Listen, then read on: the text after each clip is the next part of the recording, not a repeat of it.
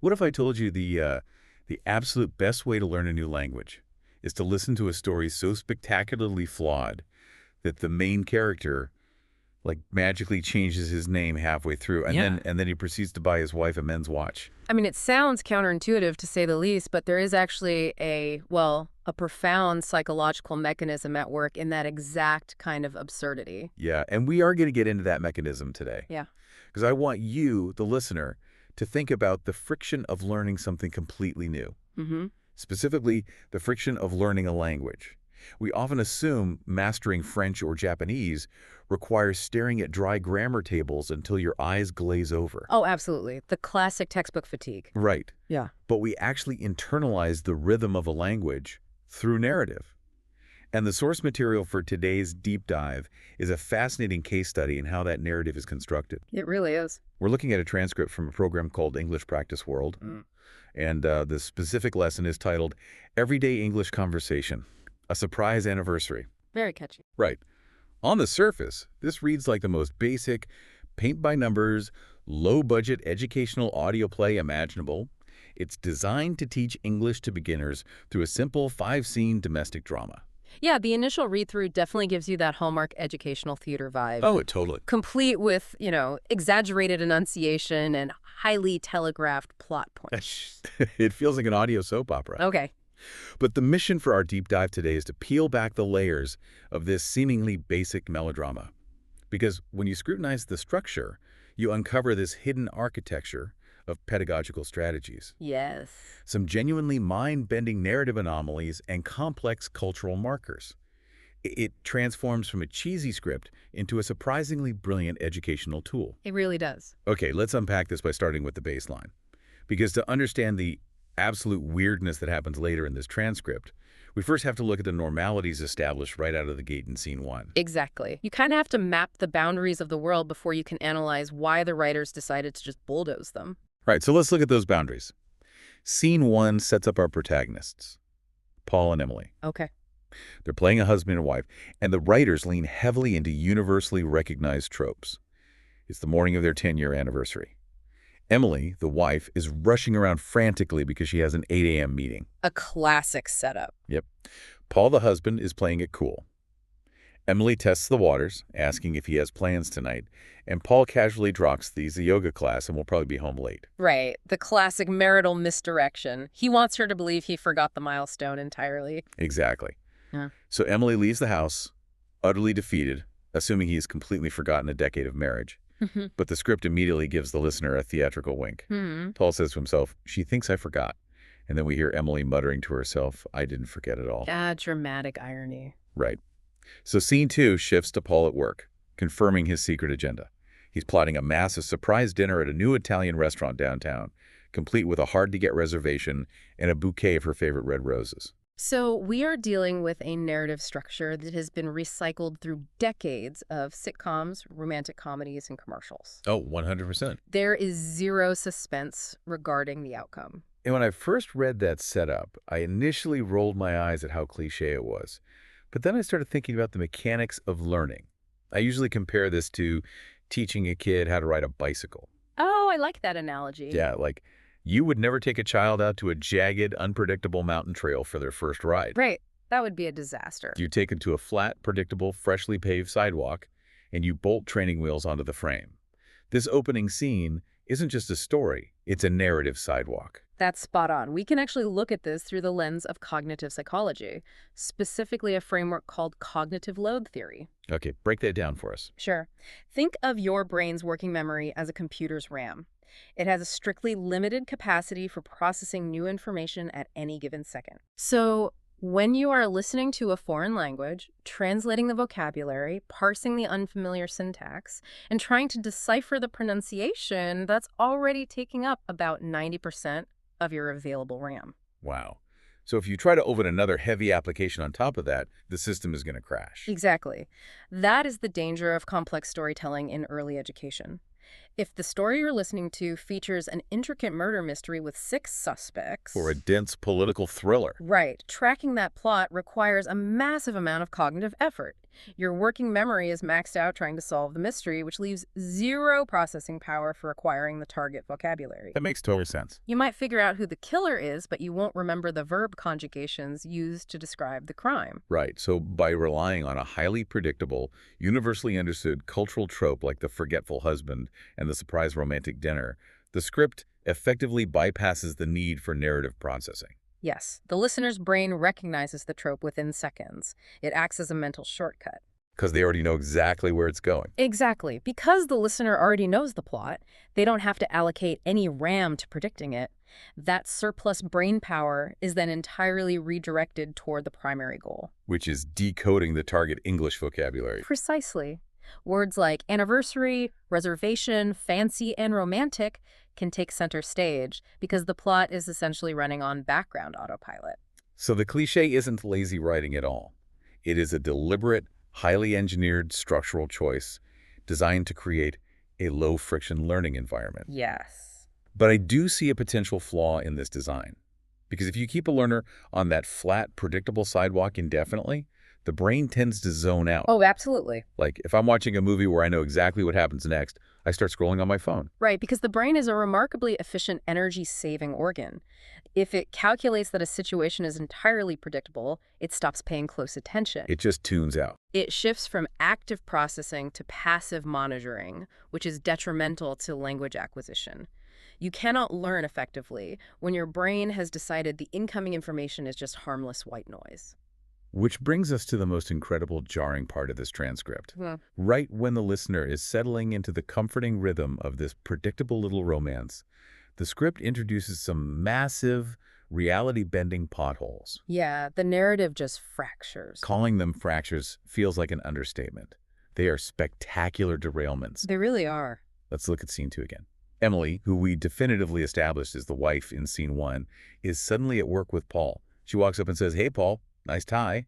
And Paul responds, "Thanks, Dave." The architecture of the scene completely collapses. Emily is suddenly Dave, and the script just keeps accelerating into the skid. Dave starts talking about how it's his anniversary today. Wait, Dave's anniversary? Yes, 10 years. And Dave mentions he is celebrating with his wife, whose name is apparently Sarah. So the protagonist's wife has essentially been overwritten by a completely new character in real time. But it gets wilder. Scene 3 takes place at a jewelry shop where Paul goes to buy a gift. Emily is back, but now she's playing the shop assistant. Okay. Paul states he needs to buy a men's watch with the blue face. Emily asks if it's a gift, and Paul literally says, out loud, "Yes, it's for my wife to give to her husband." A rather unconventional method of acquiring a timepiece for oneself. Right. He is openly buying a men's watch for his wife so she can give it back to him. But here's where it gets really interesting. We jump to scene 5. Yeah. The climax. The big romantic dinner at the Italian restaurant. Right. Paul is sitting across from his wife, who he is now actively calling Sarah. He slides the wrapped gift across the table. And what is it? It's the blue men's watch. Of course it is. The wife opens it and joyfully exclaims, "It's the blue one I was looking at." She puts it on and notes that it fits perfectly. Let me get this straight. A men's watch, which she was somehow already looking at, given to her by her husband who bought it for her to give to him, which ultimately fits her perfectly. I mean, I have to stop and challenge the source material here, because when I read this, my immediate thought was, this is just incredibly sloppy, low-budget production work. That is the natural assumption. Right. Someone in the recording booth stapled 2 different script drafts together. The voice actors just read whatever was on the page to get paid, and they shipped it. It's very possible. Are we giving the creators too much credit by assuming this is some kind of masterclass in pedagogy? Could this just be sheer incompetence? Well, what's fascinating here is that the intent behind the errors is actually irrelevant to the neurological outcome. Really? Yes. Whether it was a careless accident in the editing bay or a stroke of deliberate genius by an educator, it serves a highly advanced function. In cognitive psychology, there is a concept known as a schema. A schema. A schema is basically a mental blueprint your brain builds to anticipate what belongs in a specific scenario. Like expecting menus and waiters when you walk into a restaurant. Precisely. The brain relies on these schemas to process the world quickly. Now, the script establishes a very rigid schema in scene 1. Paul is the husband, Emily is the wife. Right. But when Paul suddenly replies, "Thanks, Dave," to his wife's voice, it executes what psychologists call a pattern interrupt. A pattern interrupt. Yes, an unexpected absurdity forcibly shatters the schema. It's a cognitive record scratch. That's a perfect way to put it. It forces the brain out of that passive autopilot state we discussed earlier. Wow. When a listener hears a husband proudly declare he is buying a watch for his wife to give to her husband, it creates a moment of profound cognitive dissonance. Because it just doesn't make any sense. Exactly. The listener is forced to stop passively absorbing the pleasant, predictable sounds of the language and shift immediately into active translation mode. I can easily imagine a listener, walking their dog, listening to this, and suddenly stopping in their tracks thinking, wait, did I just translate the word husband wrong? Exactly. Like, did I mix up the vocabulary for wife and husband? They have to mentally rewind the tape and interrogate their own comprehension. It serves as a rigorous, real-time stress test. I see. It measures whether the listener is actually parsing the individual English words or if they are just coasting on the comforting vibe of a romantic dinner trope. That's wild. If they don't notice that Paul just gave his wife a men's watch that fits perfectly, they aren't actually listening to the English language. No, they're just letting the narrative wash over them. It's a brilliant, built-in comprehension check. It jolts the learner awake. Yeah. And once you survive the mind-bending watch purchase and the mysterious arrival of Days, the story hurtles toward its climax. Yes, the big finale. This final act serves as a masterclass in a completely different aspect of language learning. Highly specific cultural vocabulary. This is the pivot point where we transition from viewing language as a sterile system of grammar to understanding language as a dynamic social operating system. Let's look at the mechanics of Scene 4 and 5 in the source. Scene 4 is pure frantic pacing. Paul is blowing up balloons. Sarah, or Emily, or Dave, depending on what reality we are in, arrives early. Paul panics, instructing her to put on her red dress instead of cooking the lasagna they had planned. He then takes her on a mysterious 30-minute drive. The tension builds. Scene 5 reveals the destination. A crowded, ambient spot called Mario's. They order grilled steak, they order seafood, they request a bottle of wine to celebrate, and they raise their glasses in a toast to forever. If we connect this to the bigger picture, you begin to realize that language and culture are hopelessly entangled. Yeah. You cannot learn to speak a new language without simultaneously absorbing the cultural norms, values, and rituals of the people who speak it. It's not just a list of nouns and verbs. It's a manual for how to operate within a specific society. Exactly. When the script introduces vocabulary like bistro, lasagna, grilled steak, and the overarching framework of a highly orchestrated surprise anniversary dinner, it's actively teaching Western Romantic traditions alongside the English phrasing. yes, it establishes a societal blueprint. The script is telling the listener, in this particular culture, a 10-year marital anniversary is a major social milestone. Right. It dictates that celebration involves dining out at a specialized ambient location, donning specific garments like a red dress or a nice tie, and consuming elevated foods like steak rather than everyday meals. It is equipping the listener for real-world social interaction. They aren't just learning the word for food, they're learning the hierarchy of what food signifies celebration. Precisely. And I notice this cultural embedding in the transitional phrases, too. Oh, how so? The dialogue isn't limited to functional statements like, I am happy, or where is the restaurant? Paul and Emily use phrases like, put this on, take your time, and drive carefully. Ah, yes. Those phrases are highly practical, but they are also deeply context-dependent cultural idioms. Right. Think about the phrase, take your time. You don't literally grasp time with your hands and put it in your pocket. That would be a neat trick, though. It would. But no, it is a social grace. It's an idiom designed to convey patience, politeness, and deference to another person's comfort. So by embedding that specific phrase within the tension of a rushing wife and a panicking husband, the listener learns the appropriate emotional context for the vocabulary. Exactly. You don't just learn how to pronounce the words. You learn the social cues of when to deploy them to de-escalate stress. That's so smart. But just when the listener has absorbed all this rich cultural data, after the steak is eaten, the wine is poured, and they toast it forever, the curtain abruptly falls. The illusion of the story completely shatters. The fourth wall is broken, and the narrative framework is discarded entirely. It really is a hard pivot. The source material outlines an ending segment where the characters of Paul and Sarah drop their personas. They return as Emily and Paul, the instructors. They break the fourth wall, look directly at the listener and start issuing pedagogical directives. They get right down to business. They command the listener to replay the audio, repeat the dialogue aloud, and practice role-playing one character while a partner plays the other. And then Emily delivers this highly specific final instruction. She says, don't be afraid of mistakes. A very telling instruction. So what does this all mean?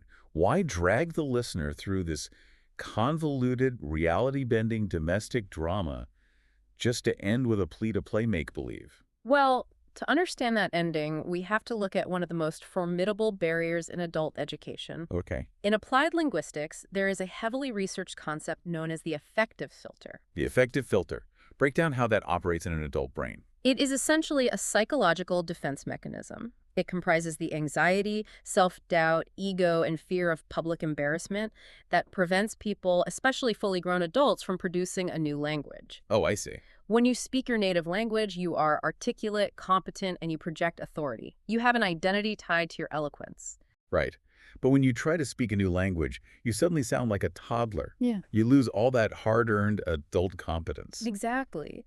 When you try to converse in a new language as yourself, every mispronounced vowel or botched verb conjugation feels like a direct assault on your intelligence. It feels like a personal failure. Yes. And when that happens, your affective filter spikes.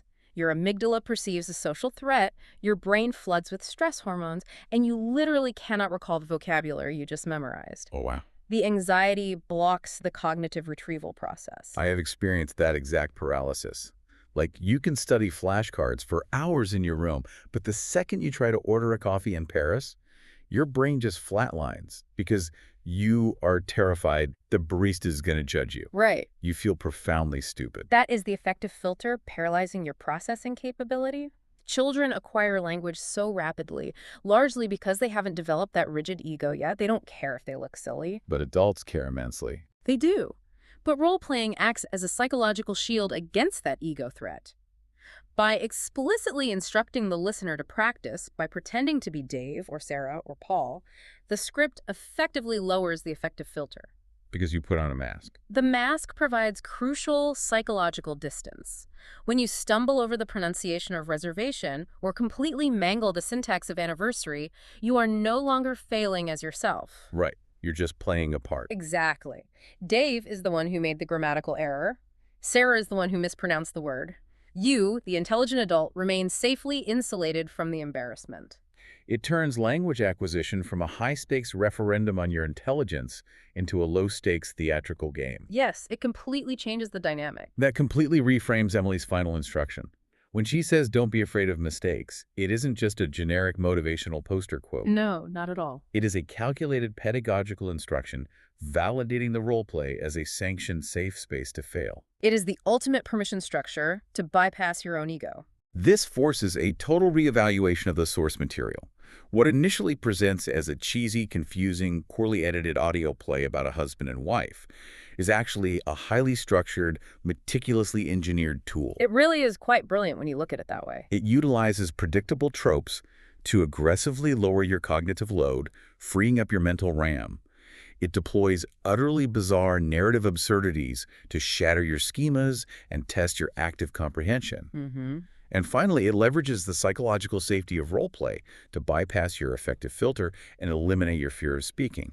It reminds you that the media we consume to learn, whether it's a language app, a corporate training video, or a historical documentary, always has a hidden architecture designed to manipulate exactly how your brain processes information. It reveals the invisible scaffolding of education. Yes. And this raises an important question, or perhaps a lingering provocation, for you to consider as you navigate your own attempts to learn something new. Okay, I'm listening. If we look closely at the reality of this script, a lesson where the official published curriculum features a husband buying a men's watch for his wife to give back to him, and then she happily wears it because it fits perfectly. The ultimate plot hole. Right.